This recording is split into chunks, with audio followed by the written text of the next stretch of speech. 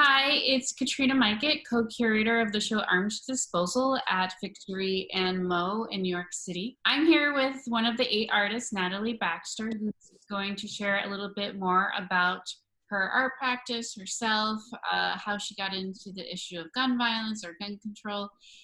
So thank you for joining me, Natalie. It's nice to have Yeah, you. thank you for having me and thank you for putting me into the So show. It if looks you really great. could just describe a little bit about your personal background, your art background, and what type of art do you make? Yeah. My name is Natalie Baxter. I live in New York, but I'm originally from Kentucky.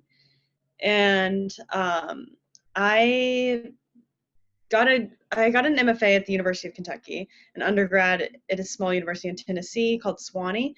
And I always studied I did a lot of like video art and digital media stuff in undergrad and grad school, and didn't get into fabric and fiber arts until after, like a couple years after graduate school. But now I work predominantly with fabric and soft sculpture. Yeah, and so the work that is on display at Victory and Mo is from a series called Warm Gun, Did which you learn how to sew as a child or later in life? so my grandmother on my mother's side, she's from the small town in eastern Kentucky called Whitesburg, and she taught me how to quilt. She was kind of somebody who would, she lived on this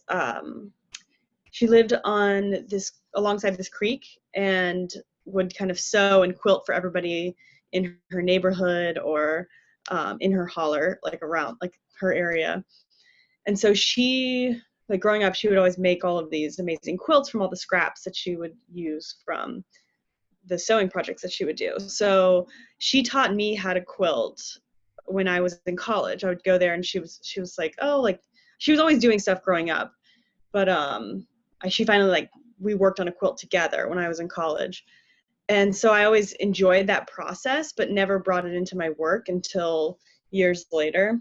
But I feel like a lot of what I do now is kind of from that lineage of like passed down from women from that side of the family. It's like her mother was a quilter and her mother. And I actually had this quilt of my great great grandmother hanging in my apartment in New York. It's amazing.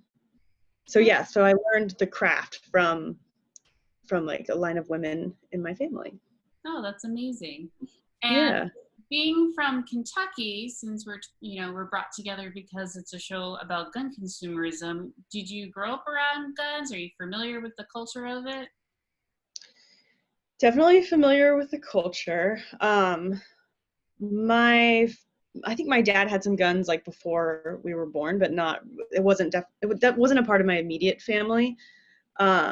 But my extended family still is a lot of has owns a lot of guns and shoots a lot of guns, and so I was around that a little bit. Mhm. But more so what I was interested in with guns was just like going to New York and being in a very different culture in terms of gun ownership and gun control and gun anything. Like, you don't see people with guns in New York City or like in their apartments, or like um it's not a weekend activity. Mhm. So yeah, that like, when you leave the place you're from and you kind of are able to look back on it and say like, oh, this was actually maybe kind of strange that It was this just like like starkly culture. different from each other, huh? Yes. Yeah. Um, Exactly. so what sort of led up to you starting your Warm Guns series? I started the Warm Guns series in 2015, which was the lead up to the 2016 election, and the debate over gun ownership and the gun debate was sparked due to the 2016 election. And so it kind of became a hot button topic in the media. People started debating it and talking about it. And also, sadly, at the same time, there was a rise in a lot of gun violence and mass shootings that have sadly, as we all know, continued to rise. So I was interested in in like America's relationship to guns.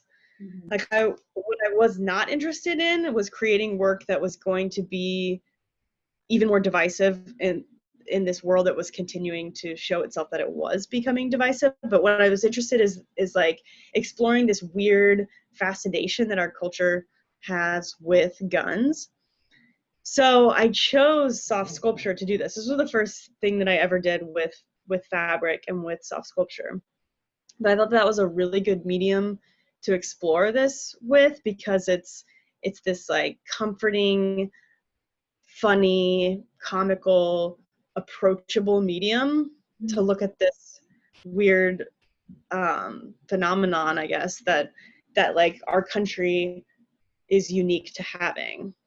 What sparked the project though was I was home in Kentucky, and this was around all this time that these gun violence things were happening, and while it was like such a hot button topic in the media, and I was home at a friend's house that had guns on the wall, and I was thinking, oh, this is very strange. Like you would never go into someone's apartment in New York and see like a wall display of guns, but in Kentucky it felt very natural and normal, and that's what got me thinking of like just the different places and how your identity is shaped about something due to the place that you're in.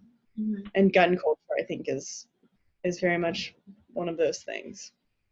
So here we are in Victory and Mo in the very back corner of the gallery, and right in front of us in the very flamboyant colors and patterns is Natalie's work. We have both large and small guns. Why did you decide to use such colorful patterns and colors? Yeah, I think at first when I started making them, I was specifically choosing overly kind of flashy and feminine um, materials. And so, like, a lot of florals, a lot of like, yeah, very kind of like pushing that gender thing a little bit more of like, of this like hard masculine, usually metal object into this like floral fabric. Um, but then I kind of like fell deep into this world of textiles, and I kind of just pick up whatever fabrics that I find wherever, like from quilt shops or these spaces that are usually occupied by like older craft women is like where I would find a lot of these fabrics. Some from the garment district, but some like, when you're in some small town in Vermont or whatever, Yeah. and you go find the local quilt shop, and you're just like, I feel like that also to me is like so American, to go to these shops and like talk to these women who are usually women, some occasionally a couple men, who are like, oh, what are you working on? Or what quilt? This is the quilt that I'm making for my grandbaby. Like you, I guess, I think that has a lot to do with the work as well. I've never really thought about it that way actually until just now. But yeah, so what started as like a specific choice of like overly feminine and also overly kind of happy and positive and like playful. So the opposite of what guns are usually made from. And also this kind of toy like, almost childlike, because they kind of verge on being toys or something that like a child would have in their room.